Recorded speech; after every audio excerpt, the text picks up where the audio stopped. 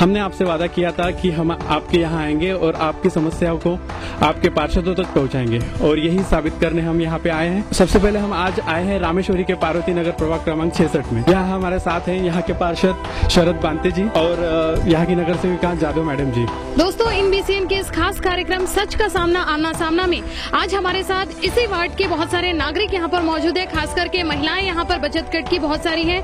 साथ ही साथ यहाँ के नगर सेवक शरद बांते जी और सुमित्रा ताई जाधव जी हमारे साथ उपस्थित हैं। सबसे पहले हम ये जानते हैं कि यहाँ के नगर सेवक यहाँ के नागरिकों को कौन सी सुविधाएं दे रहे हैं। ये बताइए कि आप अपने नागरिकों को किस तरह की सुविधाएं दे रहे हैं। सबसे प्रथम लोगों की जो भी तकरार रहती है तो जैसे मोबाइल पे आती है या कंप्लेंट लिखवा के करते हैं, तो जो भी इसी गटर लाइन की साफ सफाई की, पानी की टैंकर लगता है, जो भी समस्या है वो समस्या हम मोबाइल पे 1-2 दिन के अंदर में छुड़ा देते हैं। महिला बचत गट के लिए सब सुविधाएं प्रदान कर रही हूँ, और जो समाज कल्याण है महिला बचत के लिए, उसके लिए सब महिला बचत गट के लिए लोन का वगैरह प्रॉब्लम वो सॉल्व कर रहे हैं। उनका नाम बीपीएल में आना चाहिए, उनके लिए हम कारपोरेशन में नाम दे रहे हैं। लाडली योजना है, उसके लिए भी महिला को सब बता रहे हैं। हमारे प्रभाग में ज्यादा महिला बचत गट है, तो जिसका एक उद्घाटन हुआ है गडकरी साहब से। आज से गडकरी साहब ने बोला कि महिला बचत गट के लिए, उद्योग के लिए हम उसको जितने पैसे लगे उतने पैसे हम देंगे और महिला बचत गट को आगे बढ़ाएंगे, ऐसा हमारे साहब ने हमको आश्वासन दिया और हम महिला को आगे लेके जाएंगे। दोस्तों, अभी हमने आपको बताया नगर सेवक ने किस तरह की वो सुविधाएं यहाँ के वार्ड क्रमांक के सभी नागरिकों को प्रदान कर रहे हैं। साथ ही साथ सुमित्रा ताई जाधव जी ने बताया कि खास करके महिला सशक्तिकरण के लिए वो किस तरह की योजनाएं जो है वो महिलाओं के लिए, महिलाओं को आगे लाने के लिए और एक सशक्त महिला बनाने के लिए कितनी कारगर योजनाएं ला रही हैं। क्या तो सब मैंने ये है, लेकिन झाड़ू का प्रॉब्लम है। हमारे इधर जो बस्ती के लोग है, झाड़ू और मच्छर की प्रॉब्लम है। हाँ, प्रक्रिया रहते हैं। कभी कभी छुट्टी रही तो पहले कारपोरेशन ऐसा कि जो जिसने छुट्टी मारा उसकी जगह पे हम दूसरे आदमी लगा सकते थे, लेकिन अभी वो नए नियम के तहत नए आदमी लगा नहीं सकते, उतने आदमी में काम करना पड़ता, करके थोड़ा सा कम ज्यादा प्रमाण में हो रहा है। बाकी मच्छर की जो है महीने से एक आध बार वो फैगिंग वाली जो आती है उसके जो धुआं छोड़ती है वो गाड़ी को हम बेचते हैं। सवालों को इस कड़ी में अब आगे बढ़ते हैं और जानते हैं यहाँ के नगरवासियों से, यहाँ के पुरुषों से कि यहाँ उनको क्या परेशानियों का सामना करना पड़ता है। समस्या तो ये है, यहाँ पे जो वर्कर काम करते हैं झाड़ू मारने वाले, वो तो कभी महीना भर आते नहीं है, और गटर लाइन यहाँ पे हमेशा छोक होती रहती है। और वो यहाँ जो गटर लाइन का सेक्शन था, जो जगह पे स्कूल बनी हुई है, वो स्कूल से प्रॉब्लम हो रहा है या कैसे हो रहा है हमारे भी समझ में नहीं आ रहा है। तो हमने नगर सेवक साहब को कई बार बोला उसके बारे में, तो वो बोले हम कर रहे हैं, देख रहे हैं। वार्ड से भी एक बार इसके बारे में चर्चा हुई थी, तो उन्होंने भी आश्वासन दिया है कि हम जल्द से जल्द करेंगे करके, लेकिन अभी तक तो उसका कुछ प्रॉब्लम हो नहीं रहा है, क्योंकि हमारे बाजू में वहीं के पानी हमारे कुएं में आता है, तो वो थोड़ा बहुत डेंजरस है। अगर वो वहाँ का पानी अगर पीने लग जाएंगे तो घर में भी छत्ती के रोग हो सकते हैं और कुछ प्रॉब्लम भी खड़े हो सकते हैं। अभी साहब ने बताया कि गटर के प्रॉब्लम है, तो गटर के प्रॉब्लम है, और स्कूल वाले ने अतिक्रमण किया बैनर्जी लेआउट में, तो वहाँ पे बहुत सारा गटर का ये बैनर्जी लेआउट का अम्बेडकर नगर पूरा सेक्शन वहाँ पे है। और अभी 5 साल हो गए उसने किया तो अतिक्रमण, और जब से कोई गटर का पानी वगैरह और बहुत सारा प्रॉब्लम चल रहा है। और दूसरे तीसरे दिन कारपोरेशन की गाड़ी आती, कोई साफ कर देते, गटर की गाड़ी आती, वो गटर साफ कर देते, तभी वो रोज के रोज चालू ही रहता पूरा। हमको इतनी तकलीफ है, इसने वो स्कूल किया जब से बहुत तकलीफ हो रही। और रामेश्वरी चौक का बोले साहब ने, तो रामेश्वरी रोड का तो हमने ले लिया है, 30 लाख का वर्काटर भी हो गया है, अभी वो काम चालू करेंगे। और चौक का बोल रहे दारू आंदोलन के हमने ये किया था, इलेक्शन किया था, तो उसमें हम महिला हार गई थी। और अभी वो 15 दिन 1 महीना पहले शिपी को हमने ये दिया है सबका भगवान रामेश्वर रोड का, तो वो बोल रहे थे उसकी अभी गाड़ी लगती शाम को वहाँ पे, तो अंडे का दुकान वगैरह बंद रहता शाम को। और साहब ने बोला कि भगवान नगर ग्राउंड का, तो भगवान नगर ग्राउंड का तो हम कंपाउंड करने के लिए आज ही तैयार है, तो भगवान नगर के लोग बोल रहे पब्लिक के वहाँ पे कंपाउंड नहीं होना करके, वो खुला ही रहने दो, क्योंकि वहाँ पे अवैध धंधे ज्यादा चलेंगे, लड़के लोग आके बैठेंगे। अभी गार्डन के यहाँ पे चालू है, तो गार्डन के पास हमने पुलिस को दूसरे तीसरे दिन फोन करते तो पुलिस लोग आते और वो ये करते। और भगवान नगर का ग्राउंड तो हम करने के लिए तैयार है, नगर सेवक दोनों भी, भाऊ और मैं, तो वो नहीं बोल रहे भगवान नगर का ग्राउंड। सफाई कामगार का बोल रहे, सफाई कामगार कम है हमारे इधर, 66 प्रभाग बहुत बड़ा है और सफाई कामगार कम है, इसलिए सफाई नहीं होती ज्यादा। यानी बड़े वाले रोड और छोटे जो रोड है वो 900 मीटर है, तो कैसा वो काम कर नहीं पाते और वर्कर कम होने के कारण हमने वर्कर बढ़ाने की अप्लाई की है। और वर्कर अगर बढ़ जाएंगे तो साफ सफाई का यानी जैसे नियमित चालू हो जाएगा, यानी जैसे 1-2 दिन की आड़ में। अभी जैसे 8 दिन 10 दिन ऐसा जो एक गलियों को लगता है, तो नियमित के लिए हमने डाले हैं। दूसरी बात है कि गटर लाइन का, तो गटर लाइन का यानी कैसा है कि वो जो बैनर्जी रोड का जो ग्राउंड है वहाँ भी जो स्कूल बनी है उसमें यानी वो बहुत बड़ी ट्रंक लाइन है, वहाँ बहुत बड़े सेफ्टी टैंक है, वो अजनी से लाइन आती है और वहाँ पे उसका स्टोरेज है। तो वो क्या हो गया कि वो स्कूल बनने के कारण वो जाने नहीं देते और वो पूरा जाम हो गया। तो जाम के कारण में आगे में पानी सप्लाई नहीं होता, तो हमने उसकी पर्याय व्यवस्था ये की है कि भाई अभी वो जाने नहीं देता तो दूसरे टाके को जोड़ के यानी भविष्य में यानी 1-2 महीने में उसका बाईपास कर देंगे, यानी कम से कम जो कुएं को जो पानी आ रहा है वो कम से कम बंद हो जाएगा। हमको जो तकलीफ होती है उसके लिए हमने बहुत से कुछ डेपुटेशन दिए है, उसका आंदोलन भी किया है, वो तो 6 महीने तक आंदोलन चला, उसका चुनाव भी हो गया।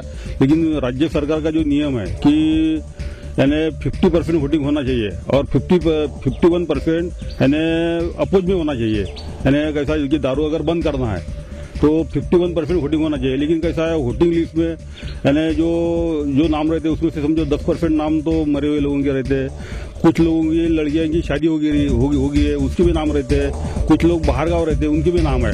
तो एक्चुअली अगर वोटिंग लिस्ट देखा जाए तो 70% लोगों के वोटिंग रहता है और कुछ लोग बाहर गाँव रहते हैं, कुछ ये रहते हैं। फिर जैसे इलेक्शन के वक्त जो जैसे इलेक्शन रहता है हर कोई अपने फंडे अपनाता है। मते आमचा प्रभाग रामेश्वरी जो आहे फार जुनी वस्ती आहे, 50 वर्ष आधीपासूनची वस्ती आहे।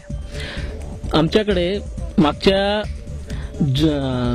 पूर्ण एरियात जे प्रमुख एरिया आहेत रामेश्वरी, हावरापेठ, द्वारकापुरी, पार्वतीनगर, बॅनर्जी लेआउट या एरियातल्या गटर लाईन्स ज्या आहे त्या सगळ्या 25 वर्ष आधी टाकल्या गेलेल्या आहेत आणि त्या छोट्या आहेत। त्या लाईन्स बऱ्याच ठिकाणी लिकेज झालेल्या असतील पण त्याचं छानबीन अशी होऊ शकत नाही, त्याच्यामुळे मॅक्झिमम सगळ्या संपूर्ण प्रभागातल्या विहिरी ज्या आहे त्या प्रदूषित होऊन राहिल्या आहे। तर माझी प्रमुख मागणी अशी आहे की त्या सगळ्या गटर लाईन्स ज्या आहे त्याचं जर नूतनीकरण झालं तर ते माझ्या मते खूप चांगली हे राहील।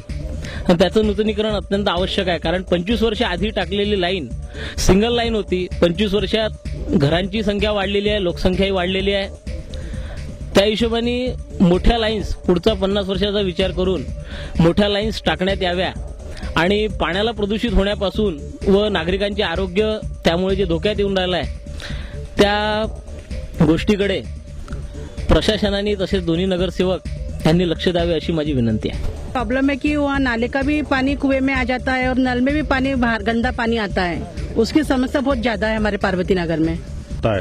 तो हमने किया कुछ लोगों के कुएं को भी प्लास्टर नहीं है, तो हो सकता है कि उससे भी झेरपता। और कई लोगों के पुराने जो गटर लाइन आने के पहले सेफ्टी टैंक थे, आज वो सेफ्टी टैंक भी लोगों ने बंद नहीं किए, तो जैसे जो लाइन से जो टाका रहता है वो टाके से उन्होंने सेफ्टी टैंक में जोड़े और सेफ्टी टैंक से फिर गटर लाइन में जाता है। तो वो जो टाका जो बहुत गहरा रहता है, 7-8 फुट खोल रहता है और 7-8 फुट चौड़ा रहता है, तो उसमें वो पानी झिरपते वो जमीन में झिरपता, वो जमीन में झिरपा हुआ पानी कहीं ना कहीं जो आसपास का कुआ है उसमें लगता है। तो बहुत सी जगह अभी 10-12 जगह हमने गटर लाइन बदले भी, तो भी कुएं का प्रॉब्लम सॉल्व नहीं हुआ। फिर उसका हमने टेक्निकल बोला कि प्रॉब्लम देखिए क्या है, तो उनका कहना कि यहाँ कहीं ना कहीं सेफ्टी टैंक होना चाहिए। तो हमने चेक किया तो सेफ्टी टैंक निकला ये, तो सेफ्टी टैंक यानी जो पुराने गटर लाइन आने के पहले जो सेफ्टी टैंक था उसको एक्चुअली बुझाना चाहिए था, लेकिन कुछ लोगों ने बुझा ही नहीं। उसके कारण वो पानी पजरता है, उसमें जमा होकर और आजू बाजू के कुएं में जाता है। और जो टाके खराब है वो टाके हम रिपेयर कर ज्यादा से ज्यादा प्रमाण में इस साल में हमने टाके का ही काम लिया है। और जो गटर लाइन है जहाँ पे प्रॉब्लम हो रहा है वो गटर लाइन का लिए, और बाकी जो है और 1-2 साल में वो भी प्रॉब्लम सॉल्व करने का हम ट्राई करते हैं। में गटर का पानी आता है, हम वो करते हैं कि नगर सेवक को कि इसका इलाज करे, जल्द से जल्द निकाले। आ रहा है, ठंडी में पानी नहीं आता नल में, और नल में बराबर पानी नहीं आता, बहुत प्रॉब्लम जाता है। गर्मी में तो सबसे ज्यादा होता है पानी का प्रॉब्लम। तो जो प्रेशर जो बोल रहे हैं, तो क्या ऐसा कोई यानी महानगर पालिका के अधिकारी से कोई प्रेशर है या उनकी तरफ से कोई ऐसा काम में ढिलाई बरताई जा रही है?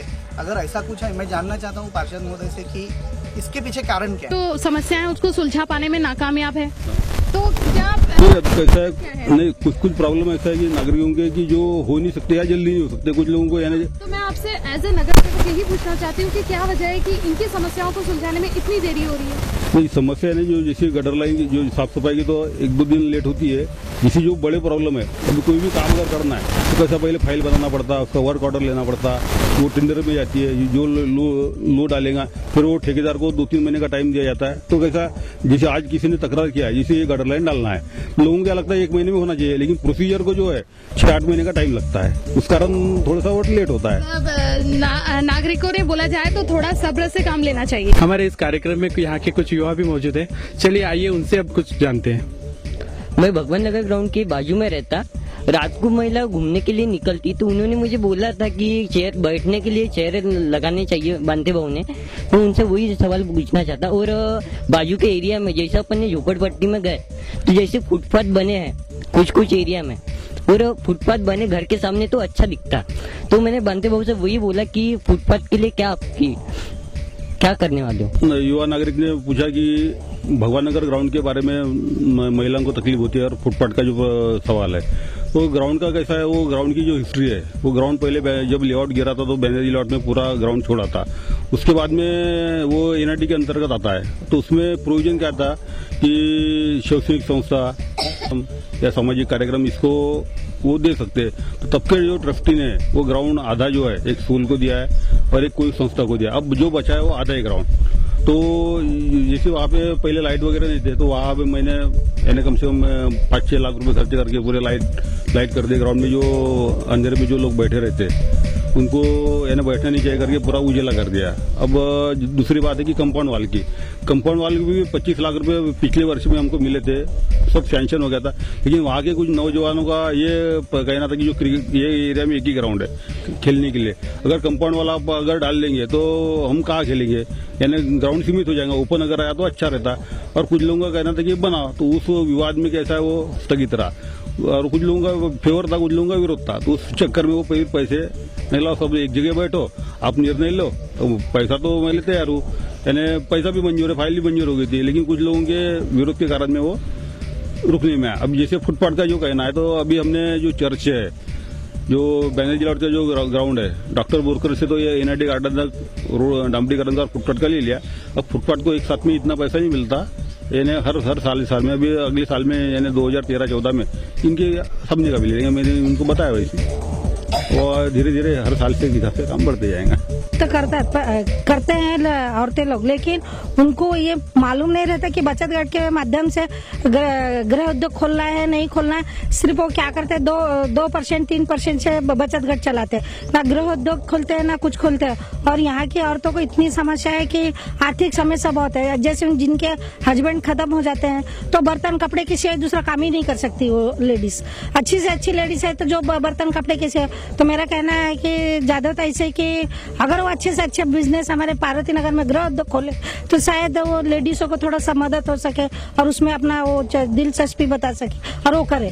क्योंकि आज तक बचत गट तो बहुत है, बहुत बताते हैं ऐसा होता है वैसा होता है, लेकिन आज तक कोई बचत गट ऐसा हमारे पार्वती नगर में रामेश्वरी में कुछ नहीं निकला है आज तक, ना बिजनेस निकला है ना कुछ हुआ है, और ना ही कुछ बिजनेस हुआ है आज तक, ना दुकानें खुली है ना कुछ ऐसा आर्थिक समस्या कुछ भी नहीं है। सिर्फ यही है कि और जिनके हस्बैंड प्राइवेट जॉब करते हैं, आज महंगाई इतनी बढ़ रही है और महंगाई की वजह से घर चलता नहीं, तो लेडीज लोग सोचते कि घर बैठे कुछ काम करना चाहिए, घर बैठे कुछ आर्थिक परिस्थिति की मदद हो, लेकिन वैसा कुछ भी नहीं है। सिर्फ बचत गट नाम के लिए बचत गट है। बैंक में जाते हैं 10 औरतें, वो ना बैंक वाला सुनता है ना वो सब वो कॉर्पोरेशन वाली सुनते। हर वार्ड की तरह महिलाओं के लिए बचत गट की नई नई योजनाएं नगर पालिका निकालती है, मगर वो योजनाएं यहाँ तक नहीं पहुँचती है। ऐसा एक प्रश्न यहाँ के बचत गट के महिलाओं ने पूछा है। चलिए ये जाधव मैडम से जानते हैं कि इसके लिए इन्होंने क्या किया है। बचत गट महिला को समझना चाहिए, महिला सक्षम नहीं है, क्योंकि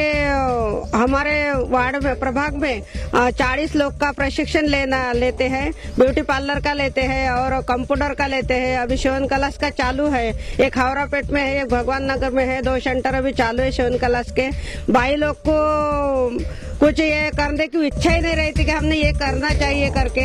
अभी घर के हिसाब से भी नहीं मिल रहा है पैसा, कारपोरेशन में ही मिल रहा है। 5 लोग पहले लेडीज लोग आओ और इसमें नाम देखो और महिला बचत गठ बनवाओ, तो महिला वहाँ तक नहीं आ सकती कि हम उधर कैसे आएंगे करके। महिलाएं सक्षम नहीं तो हम क्या करेंगे बचत गठ के लिए। अभी तुम जाके देखो ना, महिला उद्योग केंद्र अभी चालू है ना वहाँ पे कस्तूरचंद पार्क में, तो वहाँ पे चलो क्या का महिला बचत गठ ने कैसा कैसा स्टॉल लगाए है, तो वहाँ पे जाके देखो महिला घर में बैठते और घर में बोलते हमको सब मिलना चाहिए, कैसा मिलेगा ऐसा। सब महिलाओं का ये कहना था कि नई नई योजना आती तो है मगर इन तक पहुँचती नहीं है। इनकी तक पहुँचने के लिए आपने क्या किया है? तो उन्होंने बोलना चाहिए ना, हम ये कर रहे करके मैडम, हमको ये होना करके। महिला ने बोलना चाहिए ना, हम ये खोल रहे मैडम, तुम हमको ये दो, तो हम दे सकते ना उनके लिए।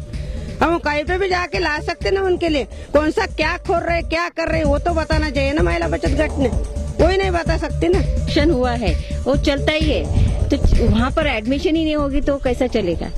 तो हमारे यहाँ तो भगवान नगर में और एक हावड़ापेट में तो चल रहा है। हर साल हम 20-22 लोगों को हम प्रशिक्षण देते हैं और अभी उसके बाद में हम ब्यूटी पार्लर का भी ले रहे हैं और कंप्यूटर का भी ले रहे हैं। जो घरगुती महिला है उनको भी कंप्यूटर चलाना आना चाहिए, हमको ऐसी इच्छा है। जाणार आहे हेच आम्हाला येते, आम्हाला चौकामधून आम्हाला येणं जाणं करावं लागतं।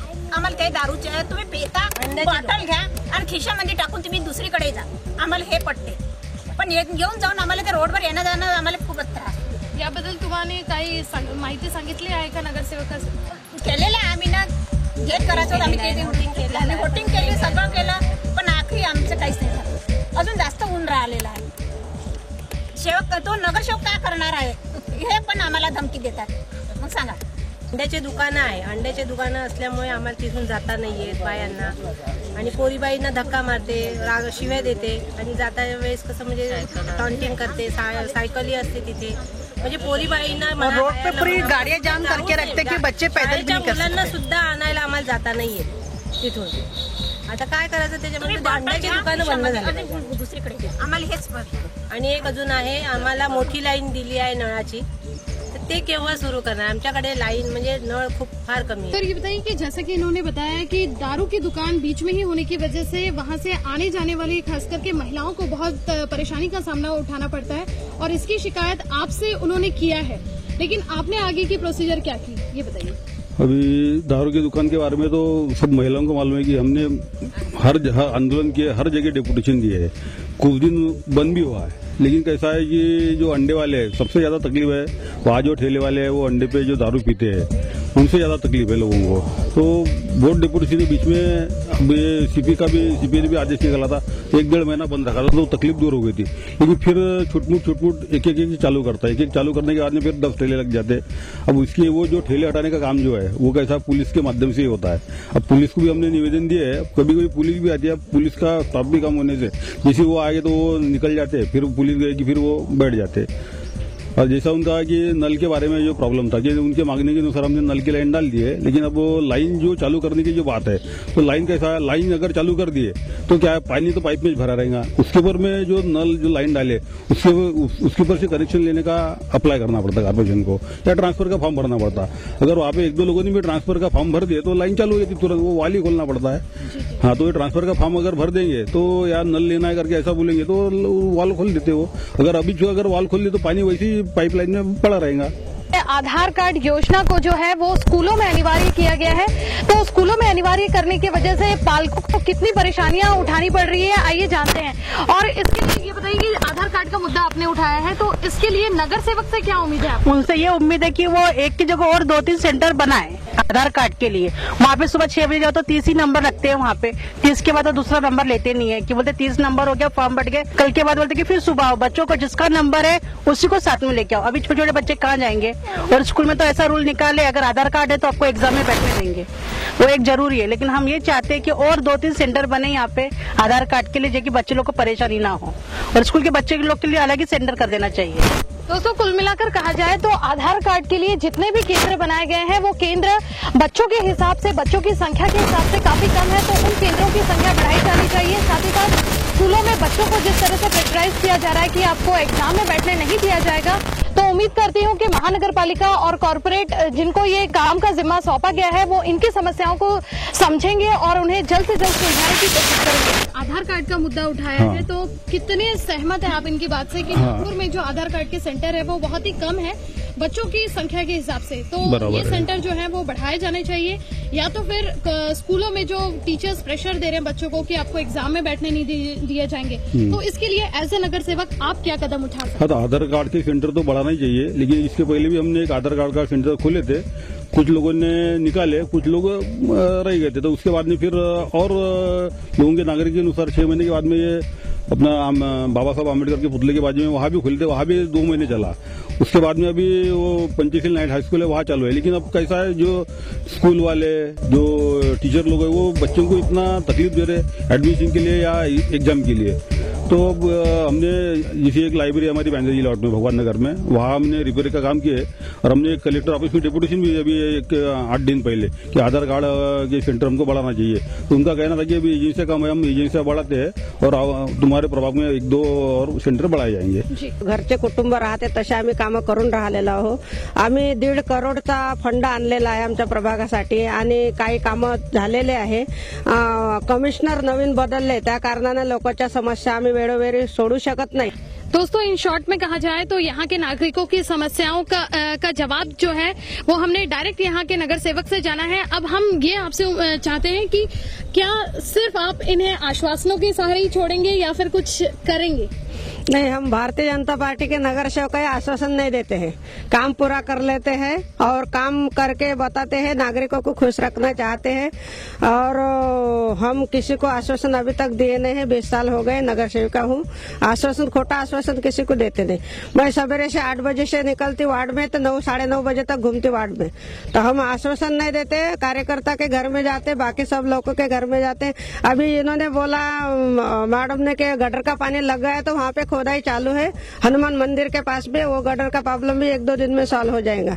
हम आश्वासन नहीं देते, हम जितने नागरिकों से बात करते उतने अधिकारियों से बात करते अधिकारी। दोस्तों, आज हम यहाँ आए सभी से जाना कि आपकी परेशानी क्या है, इस वार्ड की समस्या क्या है, और वादे के मुताबिक हमने आमने सामने लाया आपके पार्षदों को और आपको। आज के प्रोग्राम का यही मकसद था कि सारी परेशानियां जो पार्षद तक पहुंचे और सबको आमने सामने लाया जाए। आपको पता होना चाहिए कि कौन सी परेशानी है जो आपकी पूरी हो रही है और पूरी क्यों नहीं हो रही है।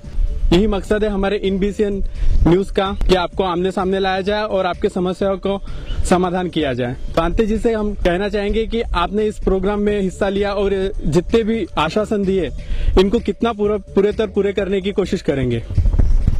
जितना भी लोगों ने जो प्रॉब्लम बताया, जो काम सुझाया है, वो मैं दोनों नगर सेवक के नाते गारंटी दूं कि 99% काम यानी टप्पे से यानी हमारा कार्यकाल पूरा होने के बाद में जो पहले जो काम की ज्यादा आवश्यकता है उसको प्रथम हम प्राधान्य देंगे, और जैसे कोई रोड का है या थोड़ा अच्छा है तो उसको सेकंड साल में लेके हम पूरा 99% पूरा करेंगे। इतना मैं आपको आश्वासन देता हूँ और नागरिकों की समस्या को पूरा करूंगा। दोस्तों, INBC न्यूज के इस खास कार्यक्रम सच का सामना आमना सामने में आज हमने नागरिकों की समस्याओं के जवाब मांगे सीधे उनके ही नगर सेवक से। अगले सप्ताह फिर मिलेंगे सच का सामना में, तब तक के लिए आप देखते रहिए INBC न्यूज, सच दिखाएं बिना छुपाए।